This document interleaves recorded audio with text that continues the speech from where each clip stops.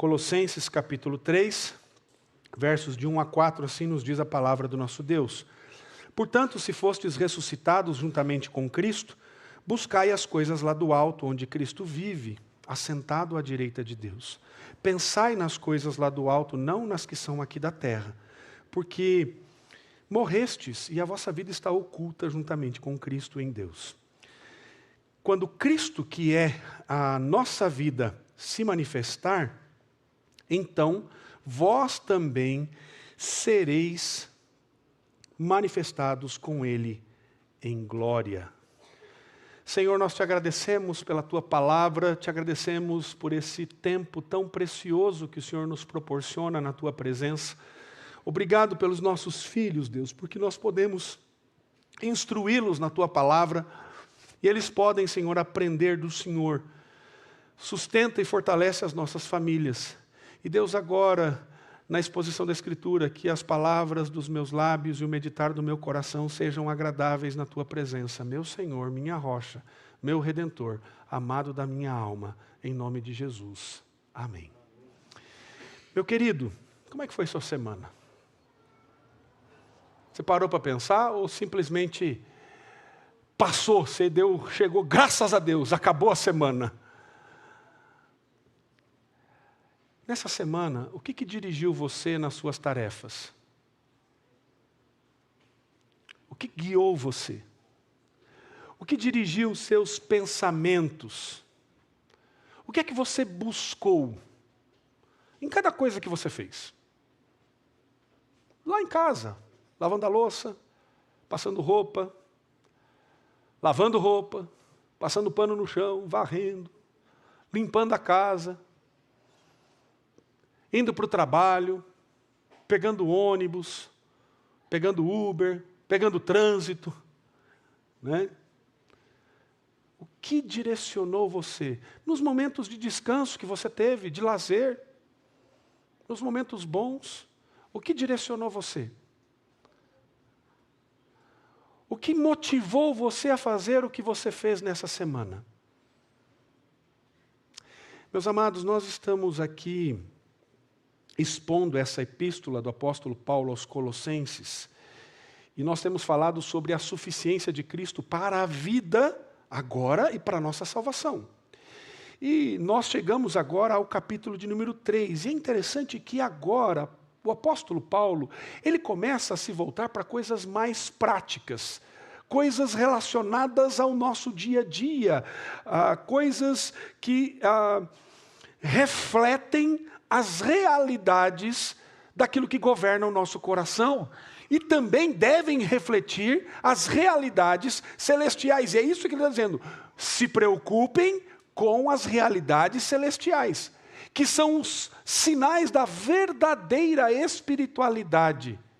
E é o ponto de partida para a santidade colocada em prática. Então o capítulo 3, ele marca a parte mais prática desta carta do apóstolo Paulo a essa igreja de Colossos. E Paulo vai dizer então aos irmãos de que maneira eles devem viver a vida cristã neste mundo caído.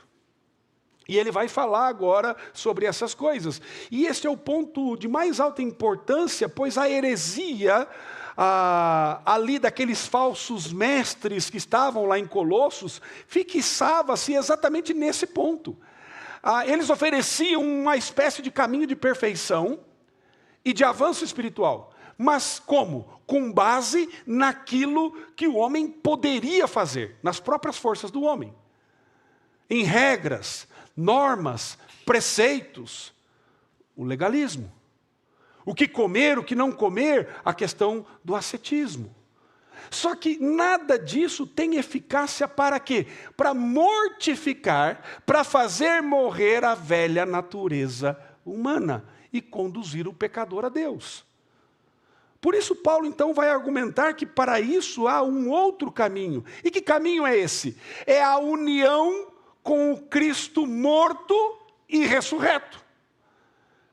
E esse então será o tema do restante da epístola do apóstolo Paulo. E Paulo então começa agora aqui no capítulo 3, e nós veremos hoje e nas próximas exposições, Paulo começa aqui falando desta união com Jesus Cristo, dos versos 1 a 4. Em seguida ele começa então a tratar dos efeitos desta união com Cristo na nossa vida diária, nas coisas que fazemos, nas coisas que elaboramos, pensamos e assim por diante.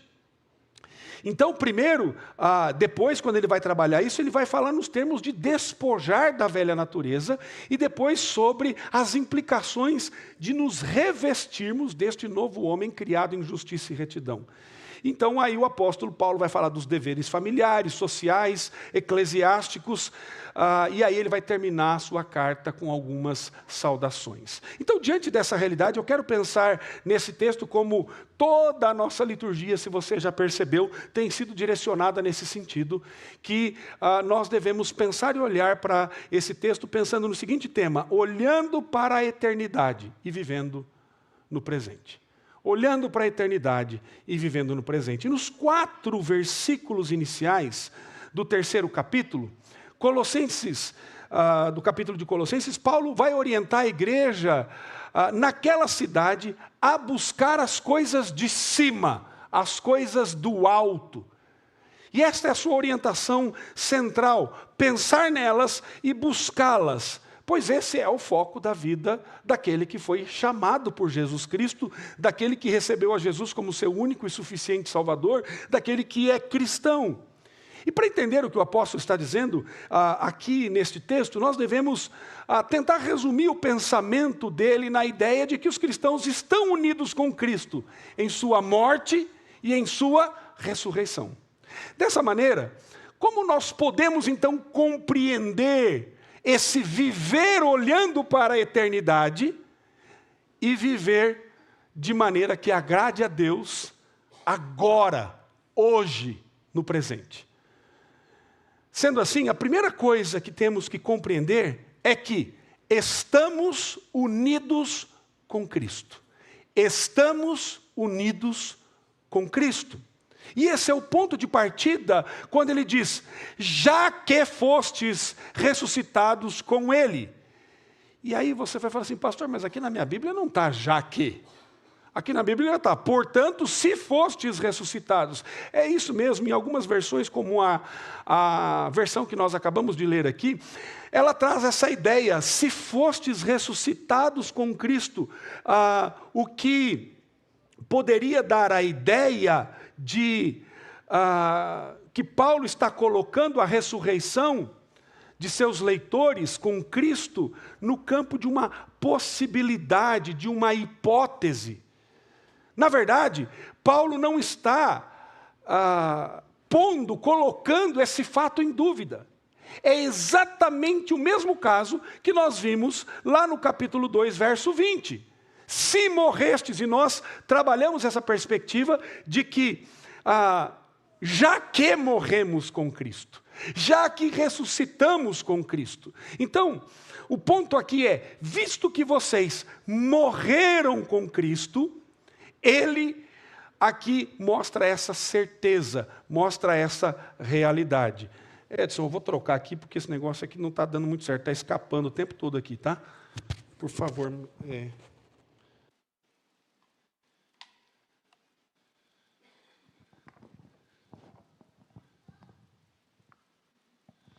Muito bem. Som. Aí, ok. Então, meus irmãos, o que nós vemos aqui? Nós vemos o apóstolo Paulo, então, dizendo que não é uma possibilidade, é uma certeza daquilo que acontece. Ele não está falando de uma hipótese, de uma condição, mas ele está fazendo uma constatação. Por isso, embora algumas versões bíblicas optem por essa tradução, se fostes ressuscitados juntamente com Cristo, uma tradução mais adequada seria a seguinte, já que fostes ressuscitados com Cristo. Então ele está partindo do pressuposto de que aqueles irmãos de Colossos, aqueles crentes que viviam lá, eles haviam sido unidos a Cristo na ressurreição. O que aconteceu potencialmente quando Cristo ressuscitou dentre os mortos e na prática, quando aqueles irmãos foram convertidos e agora fazem parte do corpo de Cristo. O mesmo aconteceu comigo e com você. Então, no verso 3 ele diz: pois morrestes uma vez que de fato morreram na morte de Cristo. Então, quando Jesus Cristo foi à cruz do Calvário, quando Jesus Cristo morreu, quando ele pereceu, ele se fez o nosso representante na cruz do Calvário, para que nós possamos viver a sua vida. Ele morreu a nossa morte para que vivamos a sua vida. E aí nós, unidos com ele, segundo a Escritura, morremos com ele. Esse é o ponto básico, o princípio aqui que Paulo traz. O crente, por definição, é alguém que está unido a Cristo na sua morte e na sua ressurreição. Uma vez que Jesus é o nosso representante, o nosso substituto, e por isso a história dele é a nossa história. A história da redenção. Quando Cristo morre, os cristãos morrem. Quando ele ressuscita, os cristãos ressuscitam com ele. Aí o apóstolo Paulo, então, ele mostra que a vida do cristão, no verso 3, está escondida em Cristo. E nesse contexto, vida é a realidade do que é a igreja. É a vida espiritual. É a vida com Deus.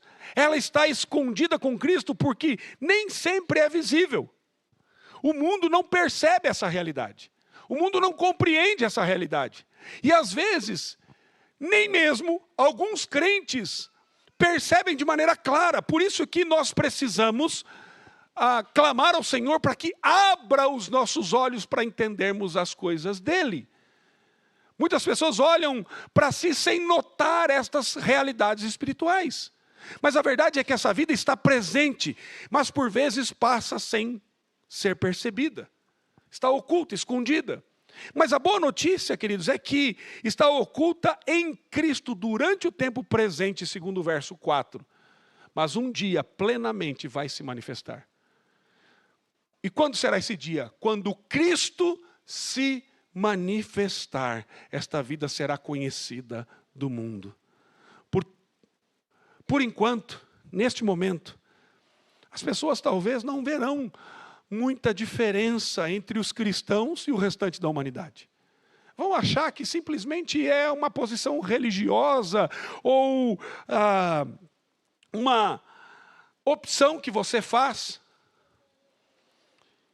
Por quê? Porque nós nos vestimos, nós trabalhamos como as outras pessoas, você lava a louça como todo mundo lava, você lava roupa como todo mundo lava, você passa roupa, você sai para trabalhar, você faz comida, você torce por um time de futebol, você frequenta restaurante, você vai ao shopping,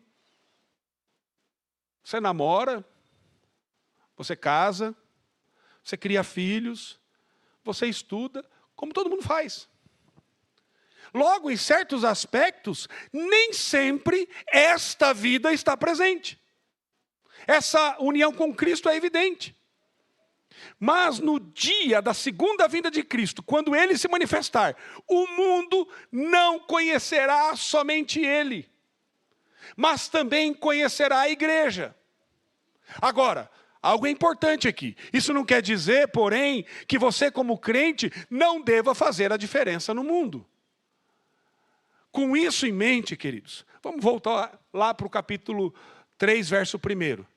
Nele fica claro que Cristo, em quem a vida da igreja permanece oculta, porque ele vive à destra de Deus, onde está sentado à direita de Deus, diz o texto. E aí, naturalmente, Paulo está falando aqui em termos espaciais, como se houvesse um céu físico. É a maneira dele expressar essas realidades, usando a linguagem própria da nossa natureza, porque nós pensamos dessa forma. O fato é que, por sermos homens humanos, nós vivemos no tempo, no espaço, e isso sempre vai nos levar a falar em termos de medidas, de distâncias, de volume e de altura. Por quê? Porque para nós é mais fácil, na nossa mente limitada, caída, compreender as verdades espirituais, expressando-se por meio dessa linguagem. E aí Paulo, quando a Bíblia diz, ele mostra aqui que Cristo está assentado nas alturas, à direita de Deus. Não quer dizer que o Pai tenha um trono em algum lugar físico no universo, onde ele fique, em termos de espaço, volume concreto assentado.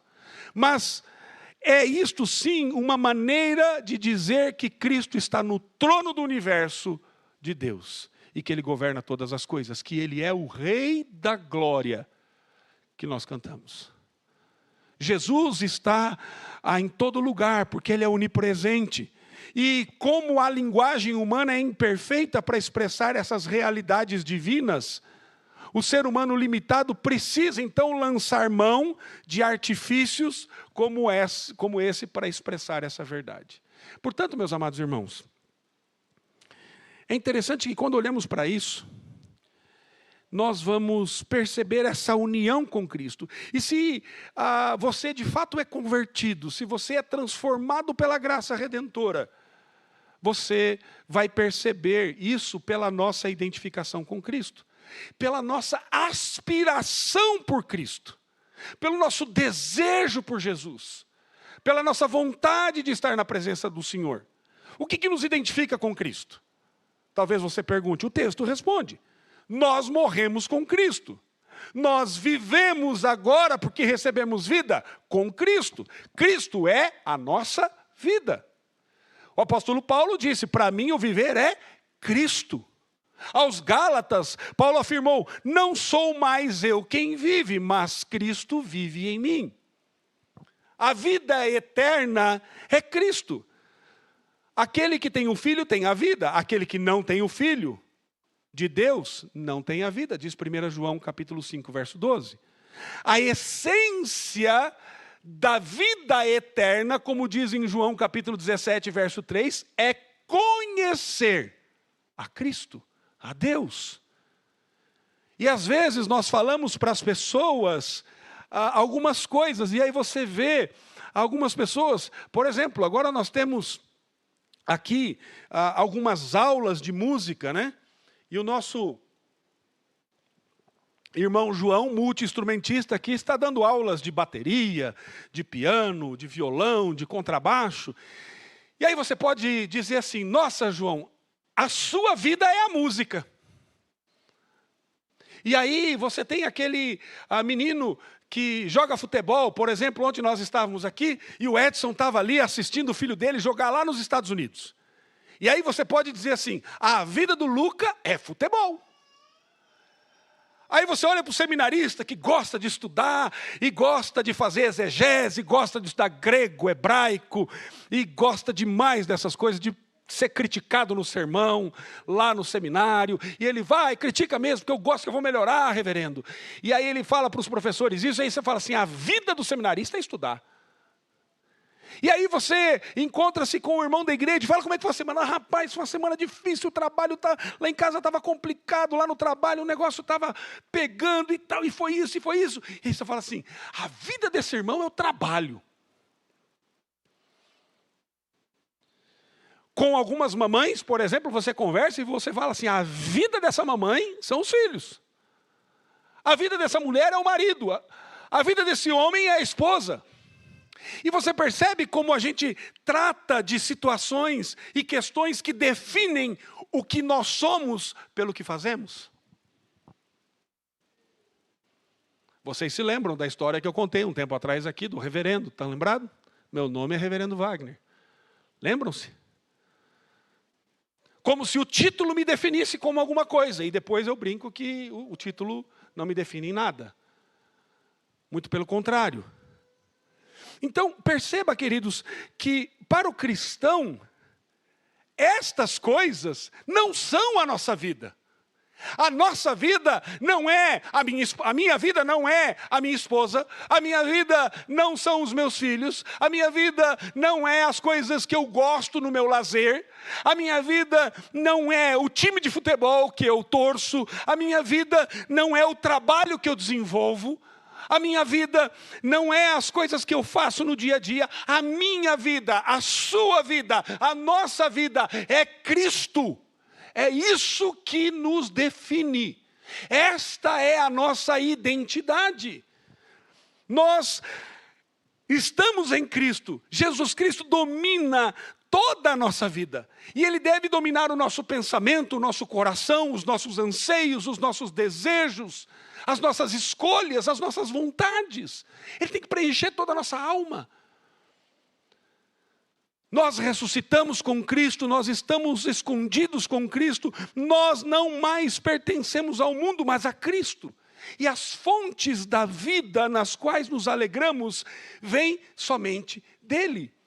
Todas estas coisas são legítimas, mas elas não são o final. Elas são, como sempre tenho dito aqui, sinais que apontam para o Redentor da glória, Cristo Jesus. Então, se temos esta realidade, a consequência natural é o quê? É desejarmos mais de Cristo agora. Para que Cristo domine a nossa vida em cada atitude que façamos, em cada pensamento que tenhamos. Por isso o cristão, a pessoa que nasceu de novo, ela vai fazer o quê? Em segundo lugar, buscar e pensar nas coisas do alto. Se Cristo domina o seu coração, você vai ficar preocupado com as coisas deste mundo caído? Com as angústias? Como nós falamos aqui com as crianças. Crianças, vocês vão ficar com medo? Não precisa ficar, sabe por quê? Porque Cristo está com você. Quando você vai dormir, meu querido, saiba disso. Cristo está com você. E quando Ele está conosco, nós temos paz. Paz que excede todo entendimento, segurança. É isso que Deus nos dá. E aí, o verso 1, a parte B dele, e o verso 2 diz: buscai as coisas lá do alto, onde Cristo vive, assentado à direita de Deus. Pensai nas coisas lá do alto, não nas que são aqui da terra. Aquele que teve um encontro com Jesus, aquele que foi transformado por Jesus, o que ele quer? Ele quer buscar a Cristo. Ele tem aspiração por Cristo. E essa aspiração por Cristo é descrita pelo apóstolo Paulo de duas maneiras. Os convertidos, os transformados, aqueles que nasceram de novo, eles vão buscar mais as glórias de Cristo do que as glórias deste mundo. Mais as glórias de Cristo do que as glórias deste mundo. E é interessante que o verbo que Paulo usa aqui para buscar, ele está no presente, e isso demanda uma atividade contínua e habitual. Essa palavra tem também o sentido de investigar. Então o verbo aqui, buscar, implica uma busca perseverante. E este buscar, meus amados, é mais do que buscar para encontrar alguma coisa. Já percebeu aquele momento que você precisa de algo e você tem que buscar na sua casa para encontrar e você não encontra? E você fala: mulher, onde é que você colocou isso? Pelo amor de Deus, eu preciso desse negócio agora para trabalhar. E aí você busca. Mas não é nesse sentido de buscar. Aí você fala: encontrei, está aqui. Mas a ideia é de posse, é de possuir. Uma pessoa transformada, convertida, busca em primeiro lugar o reino de Deus e a sua justiça. Busca prioritariamente as coisas do céu. Aspira mais pelo reino dos céus do que pelas riquezas da terra. Os seus olhos estão colocados naquela cidade cujo arquiteto, cujo fundador, cujo construtor e o sustentador de todas as coisas é o Deus soberano. O céu é o seu lar, a sua recompensa, o seu prazer, a sua origem, o seu destino. Então, Paulo faz aqui um contraste entre as coisas de cima e as coisas da terra. Os convertidos pensam mais nas coisas do céu do que nas coisas da terra. Pelo menos assim deveria ser. E a pergunta que eu faço: você está pensando assim? O verbo pensar aqui significa muito mais do que um exercício mental. E tem pouco a ver com o estado emocional da pessoa. As coisas da terra estão relacionadas às regras, aos pecados, aos ensinos, por exemplo, daqueles falsos mestres, daquela seita, aos interesses terrenos. Só que o interesse do cristão está, na verdade, e deveria estar, nas coisas de cima. porque ele é lá do alto. Por quê? Porque ele morreu com Cristo e foi ressuscitado com Cristo. E agora vive em Cristo. E é lá em cima que Jesus, a nossa vida, fica assentado à direita do Pai, e onde estamos unidos a Ele em sua morte e ressurreição, nessa linguagem humana, em termos espaciais, como nós vimos. Portanto, o foco da vida do crente tem que ser sempre essa realidade que a Bíblia chama as coisas do alto, as coisas de cima. Então é olhando para a eternidade, para vivermos agora no presente. E o pensamento do cristão tem de ser sempre dirigido pelas coisas do Senhor. E é isso que vai fazer a diferença, meus amados, entre o crente e o descrente. Porque as nossas escolhas, aquilo que fazemos, os desejos do nosso coração, agora devem ser pautados pela palavra do nosso Deus, pela revelação. O que não quer dizer que os filhos de Deus vão se esquecer que estão nesse mundo. Não é isso que o apóstolo Paulo está dizendo. Ele está dizendo assim, olha, vocês devem pensar nas coisas do alto, olhar para a eternidade, para o dia final, para que agora você seja dirigido por essa realidade. Paulo está bem consciente disso. E pelas orientações que ele vai dar a seguir. Se você vê o texto que vamos expor na próxima semana, do verso 5 em diante, ele vai falar claramente das coisas do agora, não do porvir. No entanto, o foco e o pensamento do coração do cristão tem que estar voltado nas coisas de cima. Nós vemos que o apóstolo aqui, ele reflete o que Jesus disse. Mateus capítulo 6, versos 19 a 21. Não ajunteis tesouros na terra, onde a traça e a ferrugem os consomem. E os ladrões invadem e roubam. Mas ajuntai tesouros no céu, onde nem traça nem ferrugem os consomem. Os ladrões não invadem nem roubam, porque onde estiver teu tesouro, aí estará também o teu coração. Meu querido, sabe por que muitas vezes nós não pensamos nas coisas do céu? Porque nós estamos muito casados com as coisas da terra. Paulo não está dizendo nada novo para nós. Paulo está refletindo aquilo que o Senhor Jesus nos ensinou. Ele apenas segue o ensino de Cristo. Estamos no mundo, mas o foco referencial da nossa vida é Jesus, que está sentado à direita de Deus, de onde Ele domina todas as coisas. A nossa vida, ela deve ser tel-referente. Corandeu. Ela deve estar na presença de Deus, diante de Deus, sobre todas as coisas, em todas as áreas que fazemos, em todos os nossos pensamentos, ações. Ela é corandeu, ela vive diante de Deus, ela tem Deus como referência. O meu ponto de referência para tudo o que eu faço é o Senhor Jesus. É a palavra revelada, é o Deus soberano, é Ele que me direciona para qualquer interpretação da realidade. Você é intérprete, você está interpretando o tempo todo, você age, reage pelas interpretações do seu coração. A questão é, o que domina o seu coração, meu amado? Você tem uma vida diante de Deus? Ter Cristo como referência é buscá-lo, tê-lo como referência em cada busca, cada atitude, cada pensamento, cada desejo, cada anseio. E isso nós só conseguimos pela graça redentora.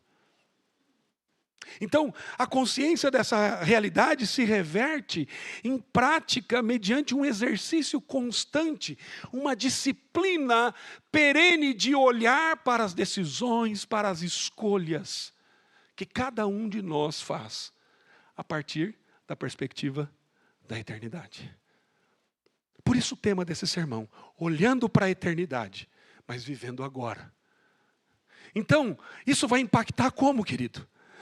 Nós devemos olhar para as coisas, todas elas, e discernir a partir desses referenciais do Senhor, daquilo que é revelado em Cristo. E a gente nunca pode deixar de nos perguntar, o que Cristo quer que eu faça nessa situação? E sabe, meus irmãos, às vezes nós passamos por momentos que são muito delicados na nossa vida. Eu, como pastor, passo por isso. Você passa por isso. As decisões que temos que tomar, mas a pergunta que eu tenho que fazer o tempo todo para mim mesmo é, o que é que Jesus faria no meu lugar? Que atitude ele tomaria? Qual caminho eu devo seguir a respeito desta questão específica? Se Jesus estivesse fazendo aqui no meu lugar, o que ele faria? E eu tenho parâmetros para entender isso, porque a Bíblia me dá esses parâmetros. Então eu vou para a Escritura. E é isso que eu vou fazer, essa escolha que eu vou fazer, agrada a Deus? Aí chega o menino lá em casa e diz assim, papai, não os meus ainda, viu? Porque então não está na hora não. E muito provavelmente a maioria de vocês também não. Né? Mas tem uma menina lá na escola, aquilo ali Deus caprichou, viu papai? E olha, estou gostando dela. Primeira pergunta que você como pai cristão vai fazer para o seu filho, qual é? Filho, filha, esse indivíduo ou essa indivídua conhece a Jesus? Ah, pai, isso aí a gente resolve depois. O negócio que ela é uma beldade que Deus fez. Você percebe, meu amado? É nesse aspecto que nós vamos ter Deus como referência. É na hora de você educar os seus filhos e você buscar o que a Escritura diz, não o que o mundo aí fora diz. É na hora de você tomar as decisões que você tem que tomar no seu trabalho, é buscar o que a Escritura diz. É na hora de resolver os conflitos que você tem na sua vida, com os seus filhos, com a sua esposa, com o seu esposo, seja eles quais forem, com os irmãos da igreja. Qual é o parâmetro? A Escritura. Ah, mas eu não senti no coração de perdoar aquele irmão. É? Mas a Bíblia diz que não tem que sentir nada não, a Bíblia diz que você tem que perdoar. Então isso significa viver levando a Deus em conta em tudo que acontece e considerar a sua vontade em todas as decisões. A nossa mente deve estar focada nas coisas de cima. É preciso sempre perguntar na nossa vida o seguinte, o que guia os meus passos? Então, querido, para um pouquinho. Olha para a semana passada. Não precisa olhar para os anos anteriores. Olha para a semana passada. Para 15 dias atrás, para o mês passado, o que guiou os seus passos? Em cada atitude que você teve. Com seu marido, com a sua esposa, com seus filhos, com seus irmãos em Cristo, no seu trabalho. O que tem guiado você? O que controla a sua vida? O que controla a sua existência? Qual é o seu ponto de referência? Você mesmo? A sua autojustiça? Ah, pastor, o senhor fala assim, o senhor não sabe o que fizeram para mim. O senhor não sabe o que eu sofri. O senhor não sabe o que é passar por isso ou por aquilo. Querido, eu vou dizer uma coisa. O que você passou é mais pesado do que Cristo passou na cruz? Então, desculpa. Não vai colar isso aí. Esse não é o ponto de referência. A sua justiça própria, o seu advogado interior que fica gritando dentro de você, para que você justifique as coisas, isso não vai funcionar, querido, porque Cristo sofreu amargamente naquela cruz, para te livrar disso. Para que nele, eu e você possamos tê-lo como referência. O que te guia, querido? São as coisas do mundo? Ou são as coisas lá de cima? As coisas do alto? Será que eu estou tão envolvido com as coisas dessa vida? O que inclui, sim, preocupações legítimas, como trabalhar, estudar, criar os filhos, agradar o cônjuge. Mas será que nessas coisas todas, o ponto de partida é Cristo? Ou Cristo é só aquela nota de rodapé, bem pequenininha, que você lembra dele só no domingo? As coisas do alto devem inspirar e controlar a nossa vida, queridos. Os nossos pés devem estar sobre a terra, mas a nossa mente deve estar focada no autor e consumador da fé, Cristo Jesus. Infelizmente, como igreja, na grande maioria das vezes, nós temos vivido uma inversão desses valores. E os cristãos querem um paraíso agora, neste mundo. E querem ajuntar tesouros aqui. E querem criar os seus deuses e ídolos aqui. Estão agarrados, casados com as coisas desta terra. Por isso, nós não temos mais fome de Deus. Por isso nós não temos desejo do Senhor, queridos. Porque tem muita coisa boa. E veja, eu não estou falando necessariamente de pecado. Eu estou falando de coisa boa. Que assalta, que rouba o nosso desejo, o nosso anseio e a nossa fome de Deus. Nós estamos mais agarrados com as coisas da terra do que com as coisas de Deus às vezes. E às vezes Jesus só aparece para nós no domingo, na igreja. Ou será que Ele está presente na sua vida, na sua rotina diária? Você tem uma vida corandeu diante de Deus, tel referente, como Deus como referência. Paulo afirma aqui que o ideal da vida do crente é uma vida consagrada, dedicada, focada na pessoa de Cristo, nas coisas de cima. Para terminar, querido, eu quero te direcionar hoje em algumas questões. E aí você vai fazê-las se você entender que, de fato, é Deus que está direcionando você para isso. O que você pode fazer diante disso tudo? Então, estabeleça alguns alvos. Eu quero trazer 3 aqui, bem rápido para você. Você ressuscitou com Cristo, agora você vive uma nova vida com Cristo. E diante disso, nós temos que aplicar isso que nós acabamos de ouvir. Então, por exemplo, o primeiro alvo, você pode pensar, puxa vida, não tenho sido tão dominado assim por Cristo. Como é que eu tenho que fazer? Primeira coisa, Escritura, querido. Escritura. Tenha foco nas Escrituras. O que você pode fazer? Comprometa-se diante de Deus de dedicar pelo menos, olha só que coisa simples, 20 minutos por dia. Todas as manhãs, por exemplo, para a leitura da Escritura e meditação nas verdades celestiais. Então, o que você vai fazer? Você vai meditar, vai ler e meditar nas Escrituras. Quando você vai fazer isso? Dentro dessa perspectiva que coloquei, todas as manhãs. Ah, mas é correr de manhã, levanta mais cedo. Você não levanta para correr, para ir passear, para ir nadar, para andar de bicicleta. Levanta para ler a Bíblia. E aí, você então vai fazer todas as manhãs, logo após o acordar. Como? Escolha um livro da Bíblia para você ler e meditar. E faça anotações sobre as passagens que se relacionem com as coisas celestiais, por exemplo, que estão ligadas a Cristo.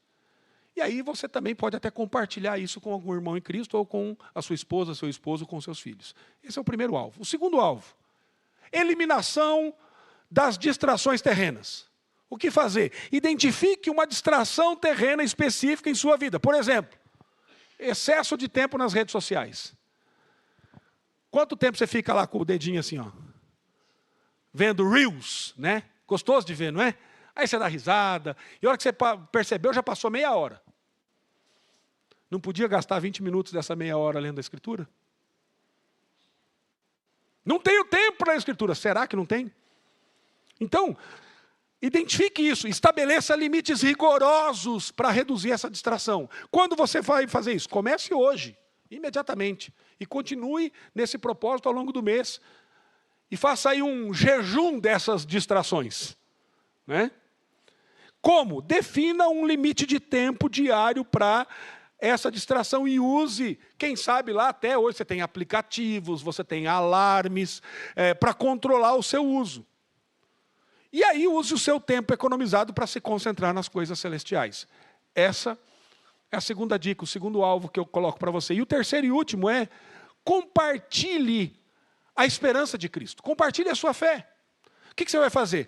Comprometa-se a compartilhar a sua fé com pelo menos uma pessoa a cada semana, seja através de uma conversa, quem sabe compartilhando, dando de presente um livro, um folheto, convidando alguém para estar na igreja. Quando você vai fazer isso? A partir dessa semana e ao longo das próximas semanas. Como? Procure oportunidades naturais para conversar, para discutir a fé, para falar com seus amigos, colegas, com seus familiares. Se prepare para isso, para compartilhar o Evangelho de maneira clara, amorosa, quando surgir a oportunidade. Mas, pastor, não sei como fazer isso. Pronto, já lhe dou uma resposta para isso. Vem aqui no treinamento que a gente vai dar sábado que vem, às 9 horas da manhã. Você vai aprender a fazer isso. Percebe, querido? Então, torne real as coisas do alto na sua vida. E pense nas coisas do alto para a glória do nosso Deus. Que Deus o abençoe em nome de Jesus. Amém.